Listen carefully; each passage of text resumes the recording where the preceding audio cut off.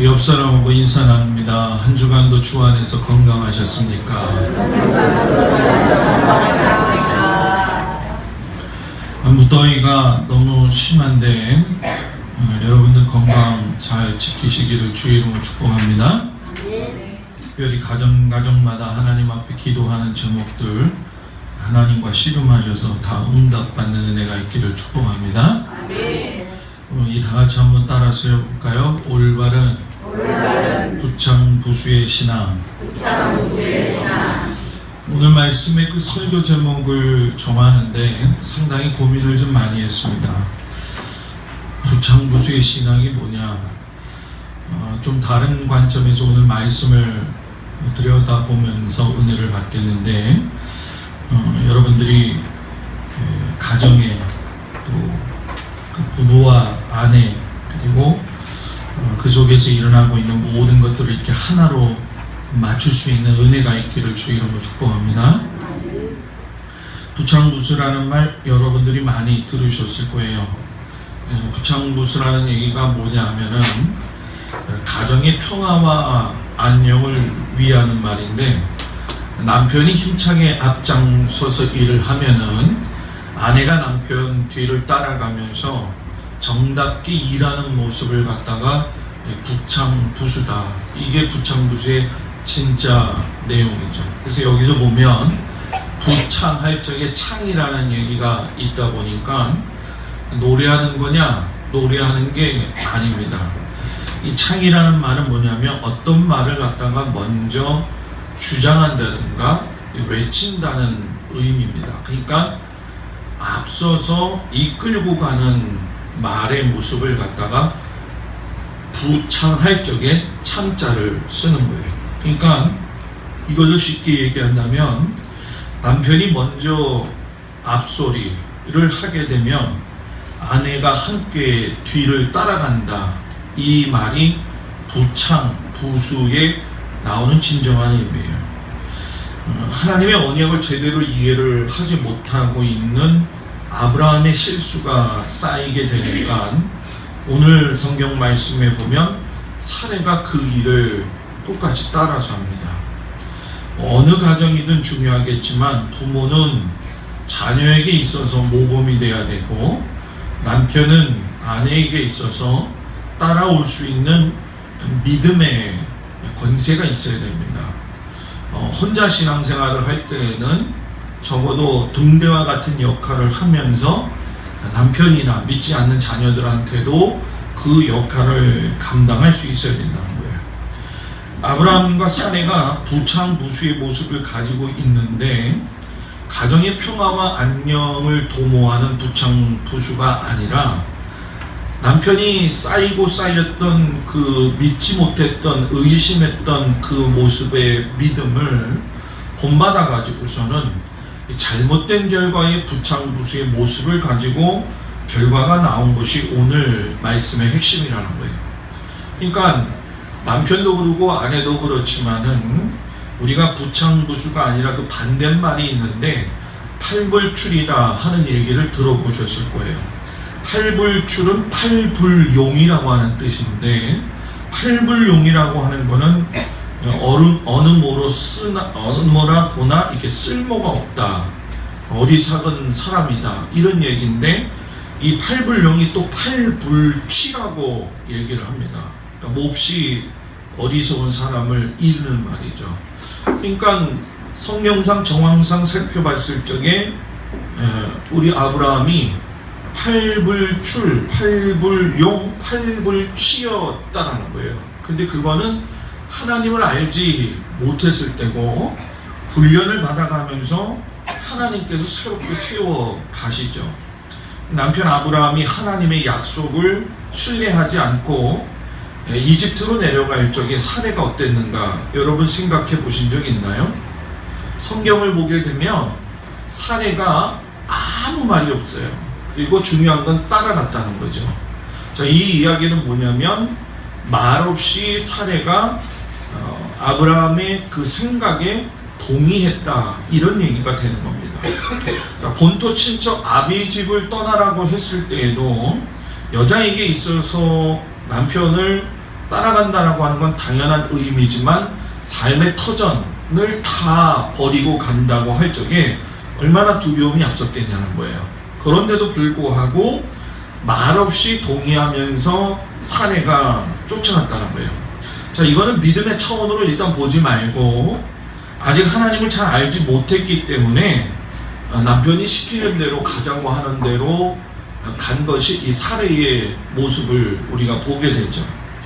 어떤 의미에서 보면 시대적 상황을 봤을 적에 여자가 남자의 말을 들어야 되지 않겠느냐 이런 생각을 가질 수도 있는 것이 사실입니다.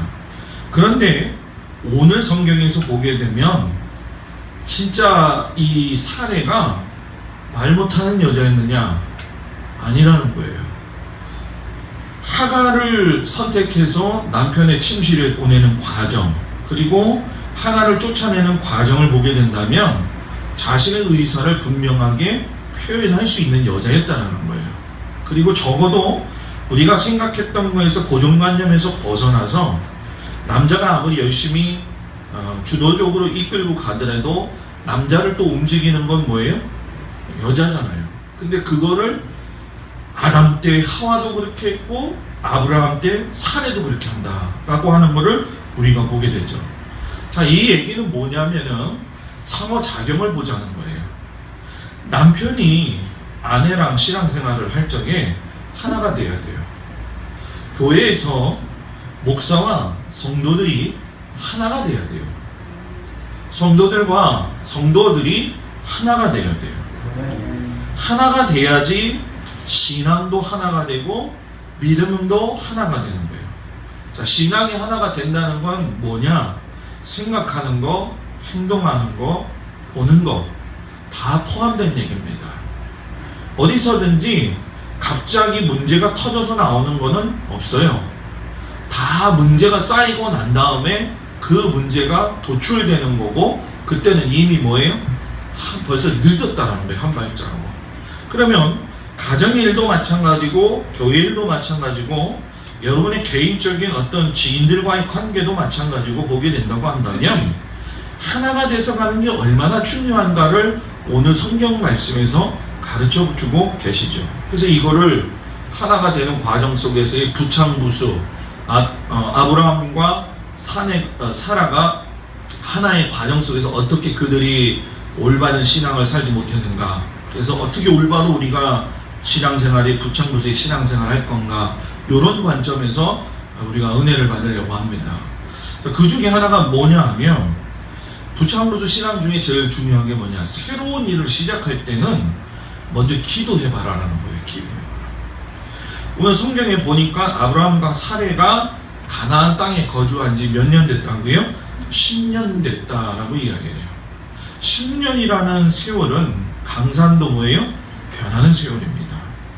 자, 지난 시간에 롯과 함께 이별을 하면서 하나님께서 아브라함을 데리고 바깥으로 나가셔서 하늘에 떠있는 별들과 그리고 수많은 모래들을 보시면서 하나님의 약속을 갖다가 구체화시키셨어요. 이거는 그냥 주신 게 아니라 뭐라고요? 구체화시키셨다는 거예요. 그러니까 막연한 게 아니에요. 자, 본토 친척 아비 집을 떠나서 나올 때는 어디를 가야 될지 몰랐어요. 막연한 거예요.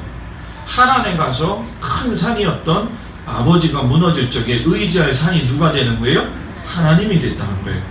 그런데 하나님의 약속하신 것을 붙들고 오기는 왔는데 자기랑 쫓아왔던 롯이 이별을 해서 가게 되니까 사람은 정이 끌려서 사는 거거든요. 근데 그 정마저도 하나님이 끊으시고 하나님이 내가 너의 앞길 이렇게 동행할 거고 이런 모습을 가지고 너를 이렇게 만들 거야. 아주 구체적으로 하나님께서 만드셨고 말씀하셨다는 거예요. 그런데 문제는 10년이 지났는데 하나님의 약속의 이 뜻이 이루어질 기미가 뭐예요? 안 보인다는 거예요. 자, 이런 현실적인 상황 속에서 아브라함이 먼저 취했던 게 뭐냐? 자기의 몸종이었던 엘리에셀을 갖다가 한번 상속자로 주면은 안 될까요? 하나님 그걸 원치 않으셨어요. 그럼 왜 하나님이 원치 않을까? 자, 여러분들도 마찬가지일 거예요. 어느 부분 시점에 가서 내가 어떤 일을 행할 적에 이 일에 대해서 하나님이 뭔가 행하지 않으실 때가 있거든요. 자, 그럼 그 행하지 않으실 때에 우리가 그 사인을 잘 봐야 될 것이 있는데, 그것이 무엇이냐면은 아브라함이 주도적으로 이끌어가는 삶이 아니라는 거예요. 우리들의 삶은 하나님이 주도적으로 이끌어가는 삶이지, 만약에 아브라함의 방법대로 엘리에셀을 갖다가 상속자로 삼아서 그 일이 이루어졌다고 생각했을 적엔 거기 하나님 개입하시지 않은 거라고 자기는 생각할 거라는 거예요. 요즘 새벽 기도 때 우리가 여호수아에 대해서 이야기를 하는데, 여호수아에 여러분 몇 명이 살고 있었느냐? 그 성 안에만 2,000명이 살고 있었어요. 2,000명이요. 지금 제가 얘기하는 의미를 잘 알아야 됩니다. 2,000명인데 출애굽해가지고선 건장한 사람들만 따졌어도 거의 300만 이상의 사람들이 있었습니다. 그러면 2,000명쯤 무너지는 건 쉬운 거예요. 그런데 하나님의 방법이 뭐냐? 말없이 돌아라 이거예요. 우리 입장에서는 그냥 들어가도 됩니다. 그런데 왜 하나님이 그렇게 하지 않으시냐? 그렇게 해가지고 일을 했다. 그래서 성공을 했으면 이스라엘 백성들이 얼마나 기고만장했겠냐는 거예요. 여러분, 우리도 똑같아요. 어떤 일을 했을 적에 하나님이 도와주셔가지고서 할 적에 야, 이거 진짜 하나님 은혜 감사지 라고 생각하다가도 어느 정도 이 선이 올라가게 되면은 내가 했다라고 하는 생각이 들 때가 많이 있어요. 지난주에 제가 보람의 공원으로 운동을 하러 갔어요. 운동하면서 제가 사진을 2장을 찍었어요. 하나는 물 하나를 찍었고, 하나는 운동하는 사람들의 운동하는 모습을 찍었어요. 그리고 제가 글을 썼습니다. 뭐라고 썼냐면, 땀을 흘리고 이 더위 속에서 전해질을 갖다가 균형화시킬 수 있는 이 물을 먹을 수 있다는 게 하나님께 감사하고, 두 번째는 이 수많은 사람들 중에 내가 함께 포함이 돼가지고 이 트랙을 들 수 있다는 게 감사하고, 그래서 제가 감사의 자목을 4개나 올렸어요. 그랬더니 많은 분들이 목사님의 그 감사의 내용이 아주 평범한 것 같지만 거기에는 또 깊은 감사가 있네요, 이런 얘기예요. 여러분, 내가 안 아파보고 내가 어려움을 당하지 않은 사람은요, 다른 사람들이 평범하게 누리는 것보다도 더 큰 걸 누리고 있으면서도 그게 자기가 잘나서 그런 줄 안다는 거예요. 여러분, 우리가 하나님께서 한순간도 우리를 붙들고 계시지 않으면 우리는 살 수가 없는 존재입니다. 여러분은 저가 여러분들한테 이 드리는 하나님의 말씀을 통해서 번적할 수 없는 믿음의 조상으로 아브라함을 세우신 그 계획을 보면서 여러분들을 통해서 하나님이 범접할 수 없는 은혜의 주인공이 되기를 주 이름으로 축복합니다. 오늘 말씀에 보면 아내 사례가 하나님의 심오한 뜻을 잘 이해하지 못해요. 그런 상황 속에서 사례가 결정을 하고 행동을 취하는 모습이 나옵니다. 그런데 그게 하나님 원치 않는 거거든요. 근데 과정을 보게 되면 아브라함 남편이 했던 걸 그대로 따라하게 됐어요. 하여튼 중요한 건 영향력 있는 사람은 그것이 선하든 악하든 다른 사람을 따라오게 할 수 있는 가능성이 있다. 그러면 적어도 좋은 면에서 영향력을 끼칠 수가 있어야지 그 인생이 아름답다는 거예요. 사례가 2절 말씀에 보게 되면 아브라함에게 뭐라고 이야기하냐면, 여호와께서 내 출산을 허락하지 아니하셨으니 원하건대 내 여종에게 들어가라. 내가 혹 그로 말미암아 자녀를 얻을까 하노라 하매 아브라함이 사례의 말을 들으니라 라고 이야기해요. 자, 여기서 잘 보십시오. 사례의 고백 속에 뭐가 있냐는 거예요.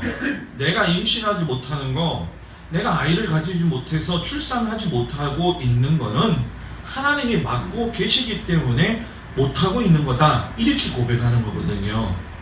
그러니까 사례의 입장에서 보게 되면 하나님이 원망스러울까요? 안 원망스러울까요? 원망스럽죠. 남편은 내 남편하고 약속을 했는데 그건 다 좋지만 현실적으로 그 뜻을 이루어갈 수 있는 건 하나님인데 틀을 열어주셔야 되는데 안 열어주신다는 거예요. 우리가 늘 하는 얘기가 있어요. 자녀를 주시는 분도 하나님이시고 자녀를 주시지 않는 분도 하나님이시고 병을 얻어서 사는 것도 때로는 힘들지만 그것도 하나님이 관여하시는 것이고, 이게 하나님이 모든 걸 주관하신다는 걸 잘 알고 있는데 문제는 뭐냐면 그 상황 속에서 어려움이 닥칠 때하고 닥치지 않고 순탄하게 나갈 때에 그 상황에 대한 태도들이 우리는 너무나도 변동이 심하다는 얘기입니다.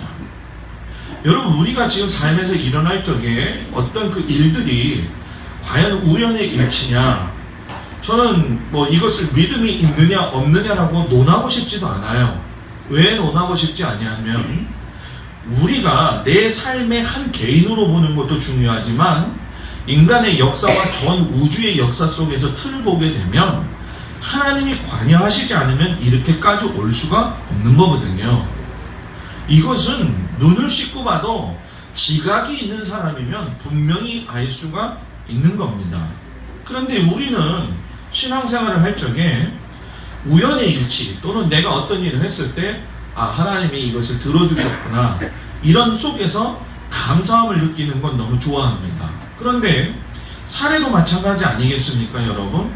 세상에 알지도 못하는 곳을 출발해 가지고서 나왔죠. 가족하고 이별은 했지만 그래도 이집트까지 내려가 가지고 그 고생을 했지만 돈도 많이 취하게 되었잖아요. 그러니까 어떻게 보면 평탄한 거예요.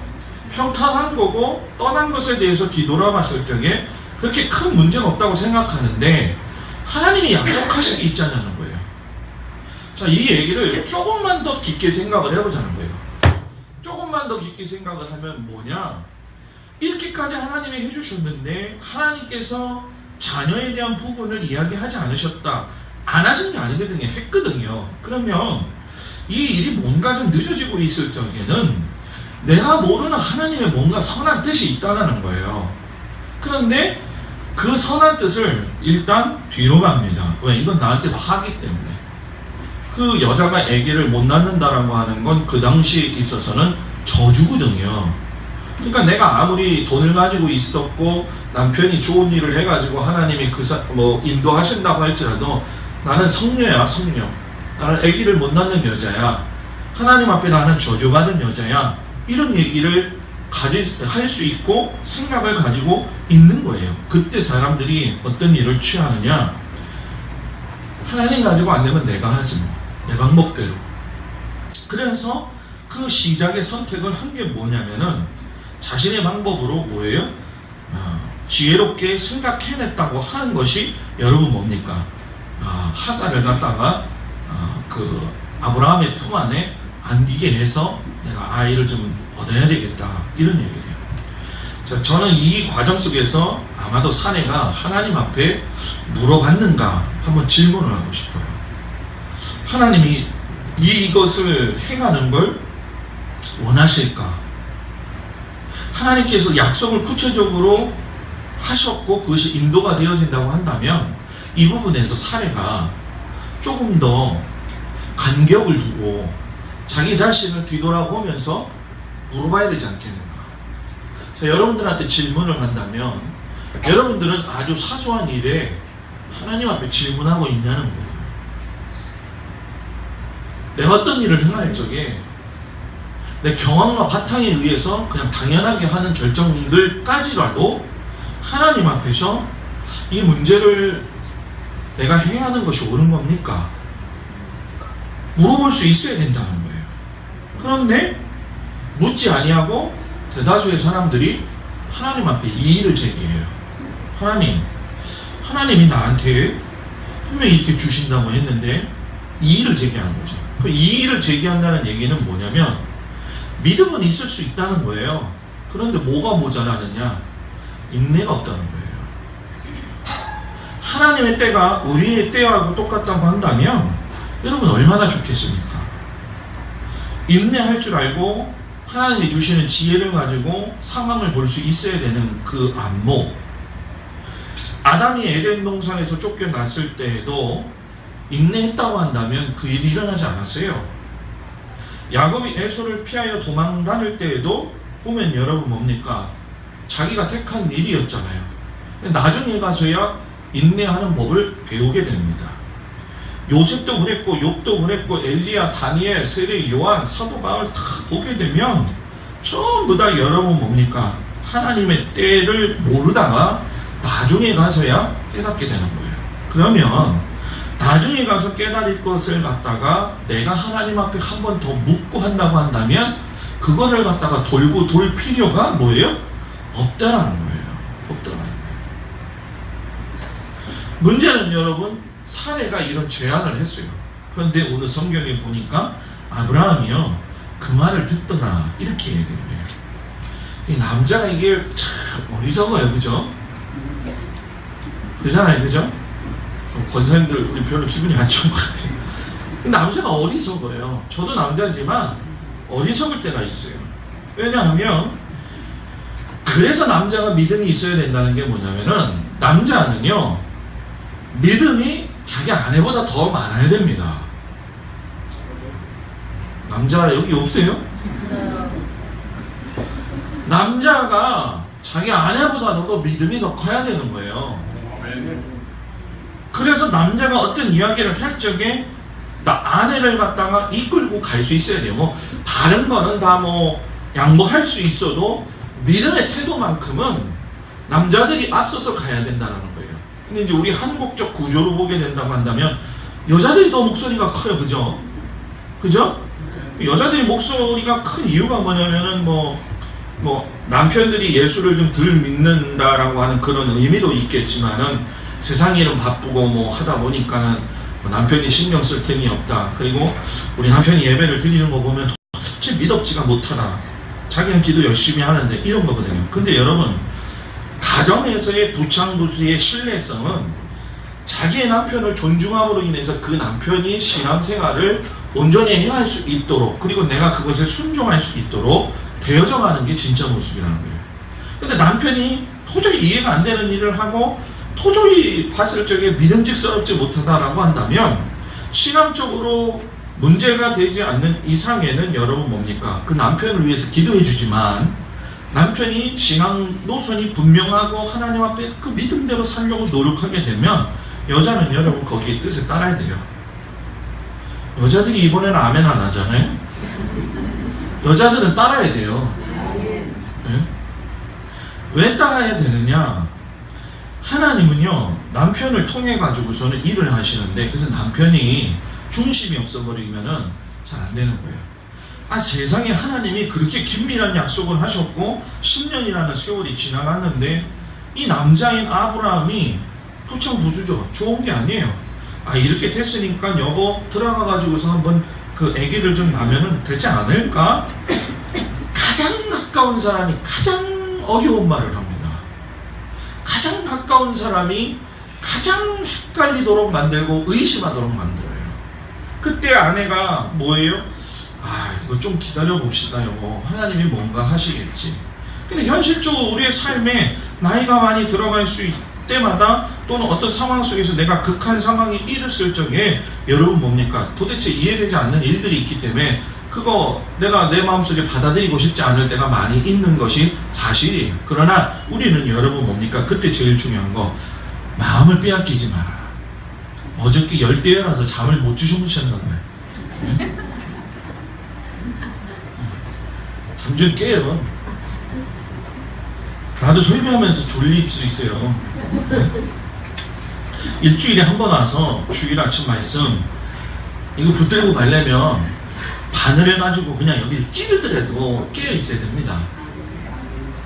두 사람은 찌르겠다는 얘기고, 여러분 귀중하게 좀 생각하셨으면 좋겠어요. 마음 빼앗기지 말라는 거예요. 마음 빼앗기게 되면 낙심해요. 내가 저 사람 믿었었는데 저 사람 내 마음 같지 않을 때 있어요 없어요? 있어요. 내가 이렇게 잘해줬는데 나한테 이럴 수가 있어? 야, 사람 다시 봤네 할 때가 있어요. 근데 여러분, 제가 이렇게 돌아보니까 그거에다가 너무 마음을 빼앗기지 마세요. 그건 그 사람의 인격이고 그 사람의 모습이에요. 내가 기도는 해줄 수 있지만 그것 때문에 내가 낙심돼 가지고선 영적으로 내가 침체에 빠질 일은 아니라는 거예요. 여러분, 누구의 말을 듣느냐? 뭐 아브라함이 사례의 말을 듣느냐? 부당한 이야기를 통해서 아브라함에게 사례가 가서 침소에 들어가서 아이를 낳아라, 이런 말 하고 듣는 것보다도 더 중요한 게 뭐냐면 무엇이 내 마음을 사로잡고 있느냐, 무엇이 나의 삶의 중심이 되고 있느냐, 이걸 올바르게 분별할 줄 알아야 돼요. 하나님이 하신다고 하셨지 그러면 가는 거야. 이 정도 결단이 있어야 된다는 거예요. 왜 우리가 주저주저 하느냐는 거예요. 하나님이 더디 오신다라고 하는 그 모습 속에서 부창부수의 신앙이 어긋나는 거예요. 아브라함도 도대체 이해가 안 되고 사례도 이해가 안 돼요. 그냥 우리가 여기서 감사할 것은 무엇이냐 하면 그래도 하나님이 완벽해질 때까지 기다리시고 완벽해지게 만들어 뭐예요? 가신다는 거예요. 그러니까 내가 지금 부족한 모습이 있으면 나는 부족하네, 이걸 이렇게 생각하지 말고 하나님이 이 일을 만들어서 나를 인도하실 거야, 이런 믿음을 갖는 것이 중요하다는 거예요. 그때 여러분, 우리가 하나님의 계획을 알지 못하고 곁길로 갈 적에 사람들이 주장하는 방법이 있습니다. 그게 무엇이냐면은 매우 그럴듯한 구실인데 이 구실, 내가 하는 얘기가 정말 맞는 것 같다라는 생각이 든다는 거예요.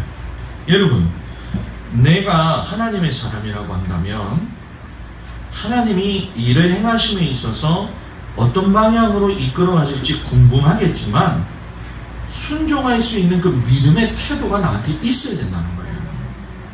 거기서 하나님이 일하시는 거예요. 내가 물론 계획과 방법을 세워서 여러 가지 많은 것들을 갖다가 어떤 마지노선까지도 생각할 수 있겠죠. 그럼 거기까지는 갑니다. 근데 문제는 뭐냐면 그 이상은 절대로 뭐예요? 가지 못합니다. 어저께 전도사님이 저한테 그런 얘기를 해요. 우리 여주에 있는 누구죠? 여주에 있는 그 목사님, 저기에요. 제가 지금 무슨 얘기를 하려고 하냐면 그 여주에 지금 전도사님의 그 남편의 남동생이 목회를 하거든요. 근데 감리사님이에요. 교회를 잘 지었습니다. 교회를 잘 지었는데 교회에 봉고차가 있고 자기 자가용차가 있는데 다 낡았다는 거예요. 그러면서 저보러 자랑을 하는 거예요. 지금 전도사님이. 쉽게 얘기하면 그 부인 대신 사모님이 그 남편 목사님이랑 저 봉고차 좀 없애고 좀 차 좀 하나 있으면 좋겠는데, 그래서 그 목사님이 나는 투싼을 좀 봤으면 좋겠어. 투싼이라는 차가 있더라고요. 네, 그러니까 장로님 한 분이 오시더니 목사님 이 옆에서 그 투싼을 조그만 걸 사다가 조금만 타다가 팔려고 하는 게 있는데 그거 우리 사서 봉고차 폐기하고 하지요. 어차피 봉고차를 빨리 폐기하면 뭐 지원금이 나온다며. 네, 경유차를. 그래가지고 그 차를 샀다는 거예요. 그러니까 전도사에 하는 얘기가 결론이 뭐냐면, 목사님 이왕 기도하면서 하실 거면은 투싼 부르지 말고 다른 거 큰 거 부르세요. 저한테 그러더라고. 그러니까 저거로 오히려 가르쳐 주는 거예요. 그래서 나는 투싼도 싫고 지금 이 봉고차가 제일 좋아. 내가 되면 되죠? 근데 제가 전도사한테 그 얘기를 들으면서 전도사님도 저런 믿음이 있는데 저런 믿음을 내가 보면서 어디까지 우리 교회를 앞으로 이끌고 갈 것이냐, 우리 교회의 성도들이 어디까지 믿음의 고백을 할 수 있도록 만들 것이냐, 이게 내가 할 수가 없다. 결국은 누가 해야 된다? 하나님이 하셔야 된다. 교회가 이제 9월 말에 우리가 다시 재계약을 해야 되는 이런 상황들이 있는데, 저는 우리 성도들이 이 문제에 대해서 기도를 물론 열심히들 하시겠지만은 좀 더 깊이 있는 기도가 있기를 주의 이름으로 부탁을 드립니다. 목사 혼자 기도해가지고 될 문제는 아니에요. 하나님은 일을 이루실 적에는 분위기를 만드실 것이고, 그 분위기는 분명히 하나님의 임재하심이 있으면 절대로 껄끄러움이 없이 일어나게 될 겁니다. 그것에 순종할 수 있는 태도가 하나님이 우리에게 주시는 은혜라는 거예요. 뭐 교회가 크냐 적냐, 교회 인원수가 늘어났느냐 안 늘어났느냐, 재정이 늘었냐 안 늘었냐, 이게 정말 중요한 것 같지만 실상 오늘날 한국교회의 진짜 문제는 뭐냐면은 교회가, 목사가, 성도들이 기도하지 않고 신앙생활 한다는 거예요. 기도하지 않고 목회를 한다는 거예요. 그게 우리가 새로운 일을 시작할 때 세 가지를 정확하게 해야 되는데, 새로운 일을 계획하고 추진할 적에는 분명히 먼저 기도해라. 분명히 먼저 기도해라. 내가 집안에서 조그만 어떤 일이 있다 할지라도, 뭐 장사 문제가 됐든지 직업관계 속에서 어떤 이전이 있더라든지 이동이나 있든지 또 이런 것들이 물 따라 흘러가는 것도 중요하지만, 그 물을 잘 흘러가게 하려면 하나님의 기름 부으심과 함께 갈 수 있도록 여러분들 생각을 집어넣지 말고 하나님의 백성으로서 살아갈 수 있는 은혜가 있기를 주의 이름으로 축복을 드립니다.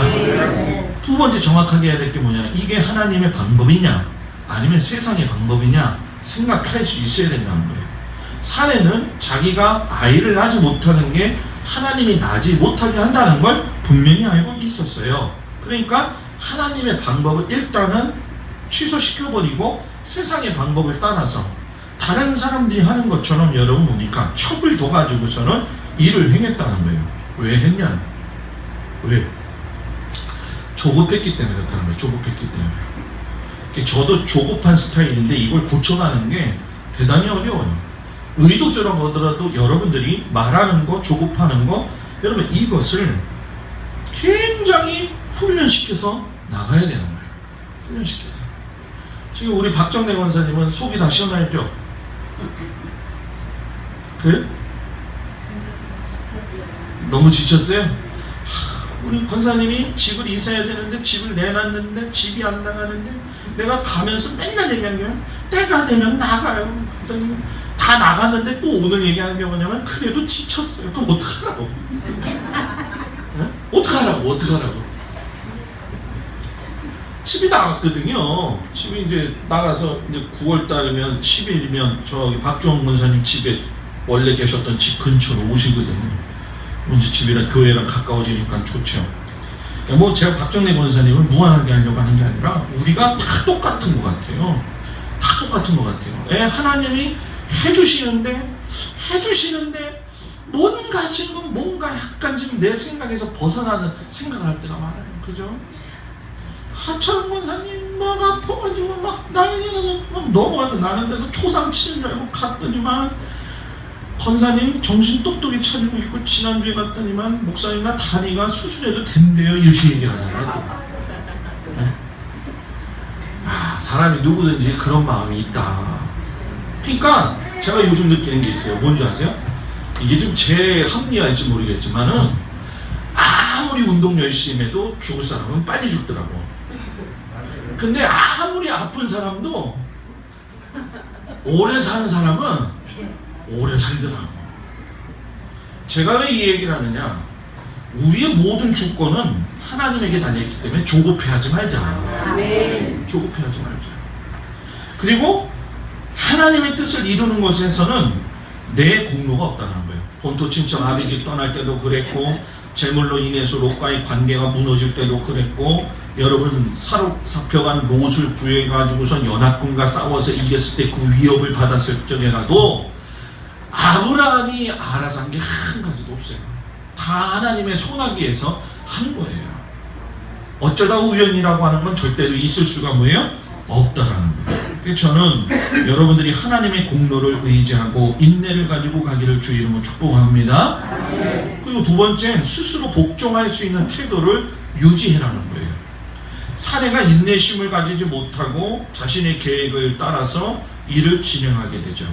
근데 여러분 이거 전 설교 말씀을 보게 되면 어느 부분하고 좀 매치되지 않나요?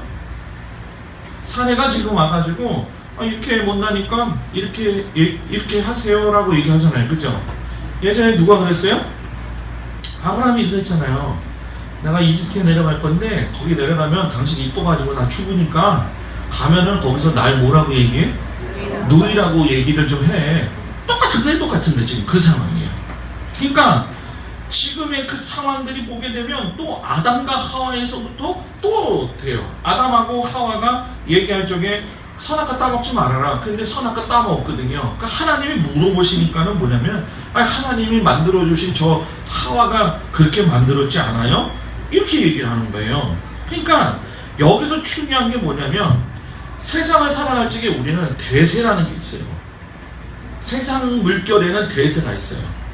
그런데 예수 믿는 사람들은 세상의 대세를 갖다가 거슬려서 살아야 된다는 거예요. 흘러간다고 같이 타고 가지면 안 돼요.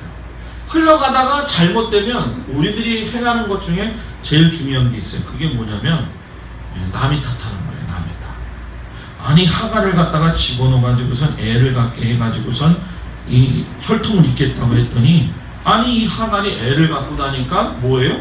돌변하는 거예요. 그러니까 오전에 뭐냐면 이 사례가 남편한테 쫓아가서 하는 얘기가 뭐냐면, 내가 당하고 있는 고통이 다 모두 다 당신의 책임이다. 아브라함은 억울할까요? 안 억울할까요? 억울하죠. 억울하죠. 이 일을 계획하고 주도한 건 누구예요? 사례예요. 그러면서 거기다가 뭐라고 하냐면, 내가 내 종을 당신 품에 두었건만 이제 그녀가 임신했다고 나를 멸시하니까 여호와께서 당신과 나 사이에 판단하시기를 바랍니다. 이렇게 얘기를 해요. 세상에 여러분, 내가 원한 계획이 엇갈려서 나갈 적에 전부 다 우리들이 실수하는 게 뭐냐? 남을 탓해요. 나의 탓을 해야 되는 거예요. 나의 탓을 하게 될 적에 이 아브라함과 사례의 잘못된 부창부수의 모습을 보면서 정말 중요하게 되는 건, 문제 안은 없고 뭐가 있다고 그랬어요? 제가? 문제 부모가 있다고 했잖아요. 문제 부모. 지난번에 그 어떤 청년이 어머니를 죽인 사건에서 그 죽인 사건의 내용을 갖다가 왜 죽였을까? 그거를 갖다가 그 엄마가 잘못한 거를 리스트로 썼어요. 그 리스트에 보게 되면 뭐라고 써있냐면, 엄마가 말할 적에 두렵다는 거예요. 성경 얘기하면 맞을까봐 두렵고, 공부 안 하면 그거 맞을까봐 또 두려워서 쓰고, 엄마가 너 때문에 내 인생이 이렇게 됐어, 그것까지도 다 적어놓은 거예요. 분노의 이야기가 차곡차곡 쌓이다 결국은 죽인 거예요, 자기 엄마는. 문제하는 없고 문제 뭐가 있다고요? 부모가 있다는 거예요. 남편이 잘해야 돼요. 아멘. 남편이 잘해야 돼요. 우리 교회 남성들은 믿음이 좋은 남성들이 되길 주의 이름으로 축복합니다. 아멘. 그래야지 하갈이 딴 얘기한 거 보면서도 참아야지. 그죠? 요즘 남편 같으면, 야, 네가 잘못해갖고 네가 이렇게 만들었는데 네가 만든 종이니까 네가 알아서 해야지, 이러면 얘기가 안 돼. 그죠? 너 소견에 좋은 대로 해. 어떻게 보면 아브라함 속에서 보게 될 적에 그 부창부수에 잘못된 거를 이렇게 하나씩 바로 바꾸어서 가는 모습을 볼 수가 있어요. 근데 여기서 우리가 한 가지 의문을 갖고 되새겨야 될 게 뭐냐? 하갈의 태도예요. 하갈의 태도. 뭐 어떻게 보면 이것도 부창부수라고 얘기할 수는 있죠. 왜냐하면 첩이기 때문에. 하갈의 태도가 제일 중요한 것이 무엇이냐면, 내가 쫓김을 당할 때는 분명한 이유가 있었다라는 거예요. 살의 인간적인 계획도, 아브라함의 동조와 들었던 모든 내용들도 다 중요하지만, 하갈은 자기가 가지고 있는 노예의 근성에서 못 벗어난 거예요. 노예 근성에서 자기가 이제 뭐예요? 이제 아이를 가졌으니까 뭐가? 주객이 전도가 되는 거예요. 사람은 자기가 지켜야 될 본분을 지켜야 되는 거예요. 그 본분을 지키고 그 틀 안에서 갈 적에 항상 사람은 테스트가 온다. 유혹이 온다. 하갈이 그거를 잘 하지 못하게 되니까 오만하고 무리하게 되니까는 여러분 뭡니까? 하갈을 갖다가 내어 쫓겠다라는 거죠. 내어 쫓았다는 거예요. 이렇게 우리들은 스스로 내 안에서 복종할 수 없는 일들이 너무나도 많다.